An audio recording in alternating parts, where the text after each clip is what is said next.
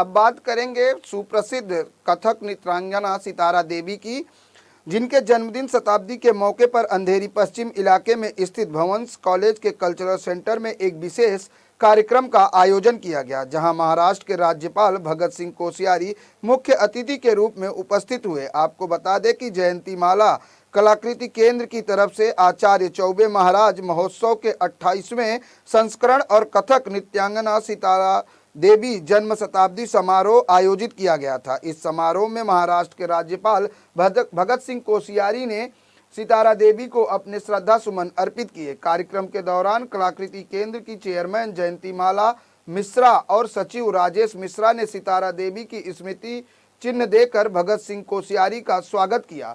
वहीं कार्यक्रम में उपस्थित तमाम सितार वादक, नृत्यांगना, मृदंग वादक और कथक डांसरों का राज्यपाल भगत सिंह कोश्यारी ने सम्मान किया। राज्यपाल की मौजूदगी में बनारस घराने की मशहूर कथक नृत्यांगना ऋषिका मिश्रा को, जो सितारा देवी जी की पोती हैं, उन्होंने अपनी प्रस्तुति दी। इसके अलावा सितारा देवी की बेटी और जयंती माला कलाकृति केंद्र की चेयरमैन जयंती माला मिश्रा ने कथक नृत्य की अद्भुत प्रस्तुति देकर कार्यक्रम में उपस्थित सभी लोगों का दिल जीत लिया।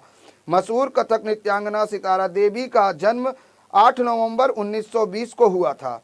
उन्होंने बहुत छोटी उम्र से ही कथक डांस सीखना शुरू कर दिया था और जब वह मात्र 16 साल की थी तब उनके नृत्य को देखने के बाद रविंद्रनाथ ठाकुर ने उन्हें नृत्यांग सामग्री कहकर संबोधित किया था। उन्होंने भारत और विश्व के विभिन्न हिस्सों में अपने नृत्य का प्रदर्शन किया और कथक नृत्य को दुनिया भर में एक अलग पहचान दी, जिसके लिए उन्हें पद्म भूषण सम्मान से भी पुरस्कृत किया गया था। आपको बता दें कि मुंबई के जसलोक हॉस्पिटल में 25 नवंबर 2014 को सितारा देवी ने अंतिम सांस ली थी।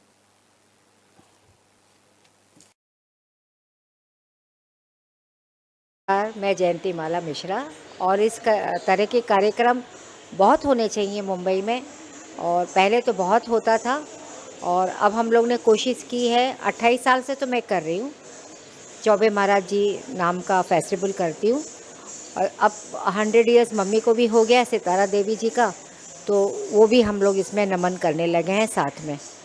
और मेरा एक सोच है कि मैं कम से कम साल में 4 बड़े बड़े फेस्टिवल करूं इस तरह के, कि इसमें क्या होगा कि हमारी क्लासिकल जो है अपनी रूट है वो चीज़ें बरकरार रहेगी, और भविष्य में जो बच्चे हैं, नए आने वाले जनरेशन्स हैं, वो भी सब अवगत होंगे हमारे शास्त्रीय नृत्य, डांस, गायन, वाद्य से।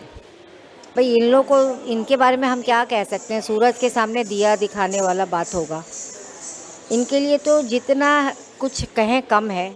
यही हैं जिनके वजह से आज हम सब सभ्रात परिवार की लड़कियां डांस कर रही हैं। हम लोग सितारा देवी जी का पिछले लॉकडाउन के वजह से फेसबुक पर इनका सेनेटरी सेलिब्रेशन किया था। उसके बाद मैं जब लॉकडाउन ख़त्म हुआ है तो मैं चाह रहा हूं कि ऑन स्टेज उनका सेलिब्रेशन हो, तो उसी सिलसिले में मैं सितारा देवी जी का सेनेटरी सेलिब्रेशन मना रहा हूं। उनका 100 इयर्स जो हो गया था तो उनका वो मैं कंप्लीट कर रहा हूं, और ये मैं 15 शहरों में करने वाला हूं। दिल्ली, मुंबई, कलकत्ता, मद्रास, बेंगलोर, पटना, सब जगह मेरा ये प्लानिंग चल रहा है, तो उसी में हम लोग लगे हुए हैं। और यहाँ अभी भवंस में ये मेरा 4-5वां शो चल रहा है, उस कड़ी में ये 5वां जगह में मैं कर रहा हूँ। और इस में बहुत अच्छा सौभाग्य है मेरा कि चीफ गेस्ट हैं हमारे महाराष्ट्र के गवर्नर साहब, तो बड़ा अच्छा लग रहा है, एक अच्छा सा माहौल बना है और बड़ी दिनों के बाद परफॉर्मेंस शुरू हुआ है, तो उसमें ये मौका मिला हुआ है हमको, तो मैं इसमें पूरा मेहनत कर रहा हूँ और सब लोग सपोर्ट कर रहे हैं। भवंस कल्चर भी हमारा सपोर्ट कर रहा है, तो हम लोग मिल के ये 100 इयर्स सितारा देवी जी का मना रहे हैं। कथक साम्राज्ञी पद्मश्री सितारा देवी जी की सहस्त्राब्दी वर्ष हम आज मना रहे हैं। भवंस कल्चरल सेंटर कलाकृति केंद्र के माध्यम से इसका आयोजन हो रहा है, जिसमें महामहिम राज्यपाल जी आशीर्वाद देने के लिए विशेष तौर पर आ रहे हैं। और आचार्य चौबे महाराज उत्सव का 28वां वर्ष है।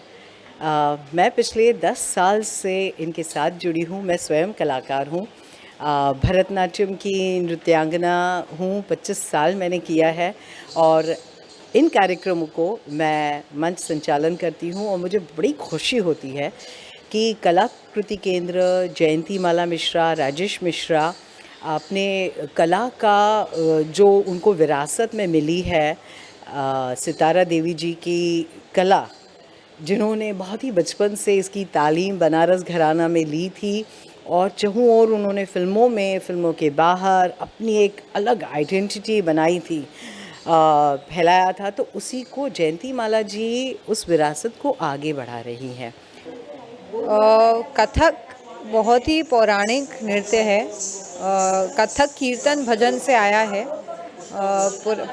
पुराने दिनों में जब लोग कीर्तन भजन करते थे, उससे कथा, जिसे कहते हैं कथावाचक लोगों को कथक नृत्य, अब बाद में जाकर उसको कथक कहते हैं।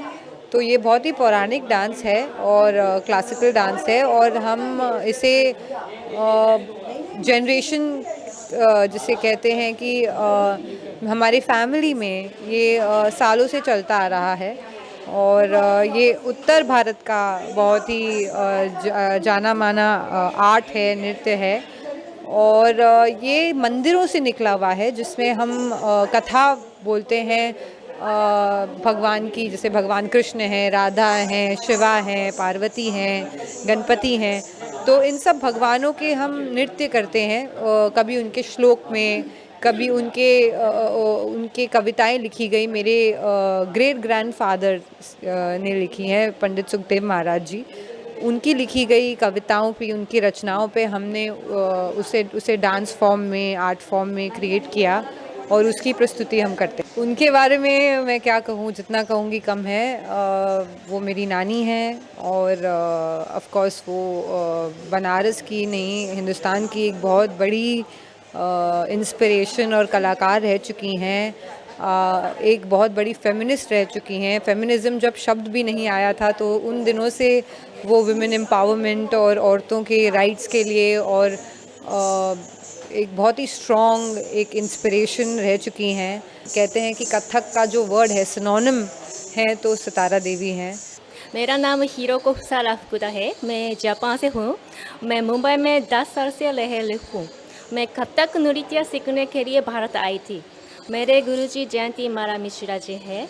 तो मैं आप इंडिया और जापान बीच में सांस्कृतिक आदान प्रदान